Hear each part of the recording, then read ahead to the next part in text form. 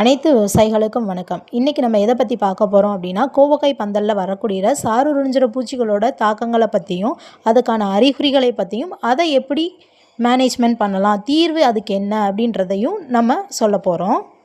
முதல்ல வந்துட்டு அதிகமான தாக்கத்தை ஏற்படுத்தக்கூடிய த்ரிப்ஸை பற்றி, அதாவது இலைப்பேன்கள் வந்துட்டு அங்கே இருக்கக்கூடிய சாறுக்களையெல்லாம் உறிஞ்சி இலைப்பகுதிகளில் சில்வரி ஸ்ட்ரீக்ஸ்ன்னு சொல்லக்கூடிய ஒரு வெளி நிற கோடுகளையும், அது மட்டும் இல்லாமல் அந்த இலைகளை வந்துட்டு உள்நோக்கி சுருள வச்சுருக்கோம்.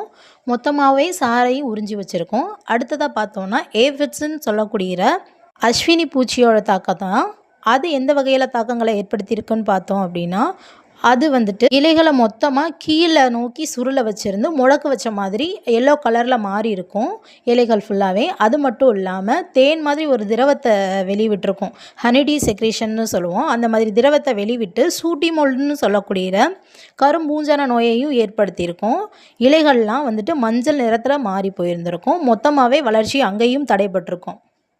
அடுத்ததாக ஒயிட் ஃப்ளைன்னு சொல்லக்கூடிய வெள்ளை ஈ, அதாவது வெள்ளை கொசு.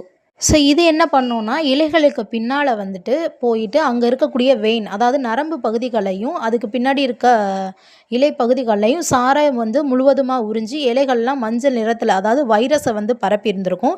இதுவும் ஒரு வகையான தேன் திரவத்தை வெளிவிடுறதுனால ஷூட்டி மோல்டுன்னு சொல்லக்கூடிய கரும்பூஞ்சன நோயும் அஃபெக்ட் ஆகிருக்கும். முழுவதுமாகவே ஒளிச்சேர்க்கையவே நடைபெற விடாமல் மொத்த இலைகளும் மஞ்சள் நிறத்தில் வைரஸை பரப்பி விட்டுட்டு ஒரு காரணியாக வந்துட்டு பரப்புகிற காரணியாக வந்துட்டு அங்கே செயல்படும்.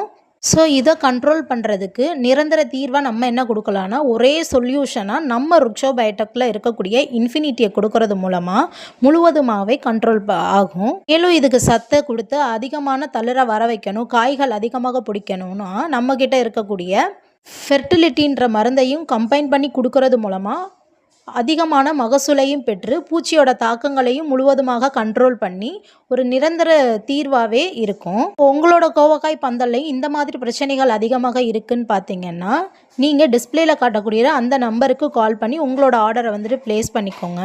உங்களுக்கும் விவசாய ஆலோசனை வேணும்னா டிஸ்பிளேல காட்டக்கூடிய QR ஸ்கேனை வந்துட்டு ஸ்கேன் பண்ணி வாட்ஸ்அப் குழுவில் வந்து இணைஞ்சிக்கோங்க. நன்றி.